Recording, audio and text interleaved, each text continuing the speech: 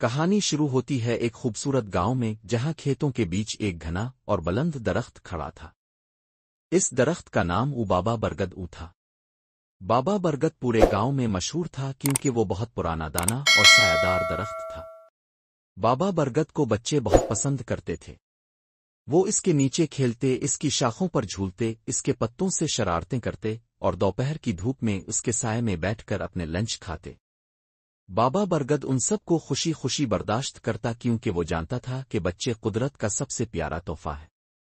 اس کی شاخوں پر چڑیاں گھونسلے بناتی تھیں، طوطے کوے اور بلبلیں چہچہاتی تھیں، گلہریاں دوڑتیں اور تتلیاں پھولوں کے ساتھ اس کے ارد گرد رقص کرتیں۔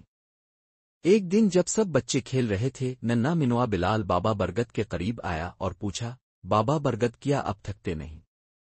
ہم آپ کو روز تنگ کرتے ہیں، کبھی شاخیں کھینچتے ہیں، کبھی پتے توڑتے ہیں۔ بابا برگد مسکرایا، جی ہاں، درخت بھی مسکراتے ہیں، بس ہمیں محسوس کرنا آنا چاہیے، اور بولا، نہیں بلال، مجھے تم سب سے پیار ہے۔ جب تم ہنستے ہو، کھیلتے ہو تو میں خوش ہو جاتا ہوں۔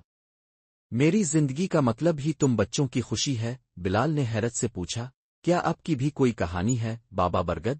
بابا برگد نے آسمان کی طرف دیکھا، اپنی لمبی سانس لی اور بولا، ہاں میرے بچے، ایک لمبی کہانی ہے، ایک درد بھری کہانی۔ بہت سال پہلے میں بھی ایک ننھا سا پودا تھا، تمہاری عمر کے بچوں کی طرح کمزور اور نازک۔ ایک کسان نے مجھے لگایا تھا۔ اس کا نام حبیب چاچا تھا۔ وہ بہت نیک دل انسان تھے۔ وہ مجھے پانی دیتے، مجھ سے باتیں کرتے اور کہتے، ایک دن تاب بڑا درخت بنے گا اور سب کو سایہ دے گا۔ میں آہستہ آہستہ بڑھتا گیا۔ کبھی بارش ہوتی، کبھی آندھیاں چلتی، لیکن میں جم کر کھڑا رہا۔ حبیب چاچا کا پیار میرے لیے طاقت بن گیا، یہ بابا برگد نے اداس لہجے میں کہا۔ لیکن وقت بدل گیا۔ حبیب چاچا بوڑھے ہو گئے، ان کے بچے شہر چلے گئے اور پھر ایک دن وہ ہمیشہ کے لیے سو گئے۔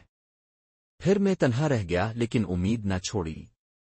وقت کے ساتھ گاؤں بدلتا گیا، کچھ نئے لوگ آئے، کچھ پرانے چلے گئے، مگر میں کھڑا رہا۔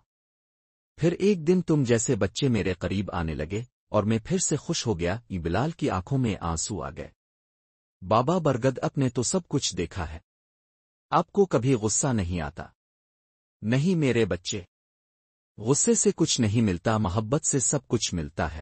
ایک دن گاؤں میں ایک بلڈر آیا۔ وہ بولا، یہ زمین خالی ہے، یہاں پلازا بناؤں گا۔ یہ درخت بیچ میں آ رہا ہے، اسے کاٹنا پڑے گا۔ جب بابا برگد نے یہ سنا تو اس کے پتوئی کانپنے لگے۔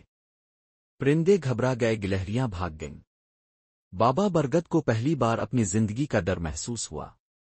بچے دوڑے دوڑے آئے اور سب نے بلڈر سے کہا، یہ ہمارا بابا برگد ہے، اسے مت کاٹو۔ لیکن بلڈر نہ مانا۔ یہ درخت تو بس لکڑی ہے، جذبات نہیں ہوتے درختوں میں، اس نے ہنستے ہوئے کہا۔ یہ سن کر بلال چیخا، تم غلط ہو۔ بابا برگد کو درد ہوتا ہے، وہ ہم سے بات کرتا ہے۔ لوگوں نے بلال کا مذاق اڑایا، مگر کچھ بزرگوں کو یہ بات دل سے لگی۔ انہوں نے گاؤں کے سب لوگوں کو جمع کیا اور کہا، یہ درخت ہماری پہچان ہے، ہمارا ساتھی ہے، اس کے سائے میں ہم نے زندگی گزاری ہے، ہم اسے نہیں کاٹنے دیں گے۔ پورا گاؤں بابا برگد کے گرد اکٹھا ہو گیا۔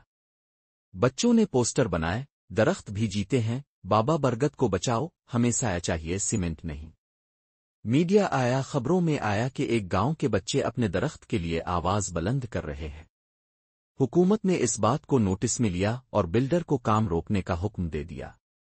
بلال نے خوش ہو کر بابا برگد سے کہا، بابا برگد، آپ بچ گئے۔ بابا برگد نے مسکرا کر کہا، نہیں میرے بچے، میں تم سب کے دلوں میں محفوظ ہو گیا ہوں۔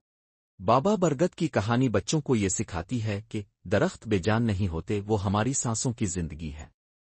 قدرت سے محبت کرو، وہ بدلے میں تمہیں خوشیاں دے گی۔ اگر بچے چاہیں تو بڑی بڑی تبدیلیاں لا سکتے ہیں۔ جو چیزیں ہمیں بزرگوں سے ورثے میں ملیں، ان کی حفاظت ہماری ذمہ داری ہے۔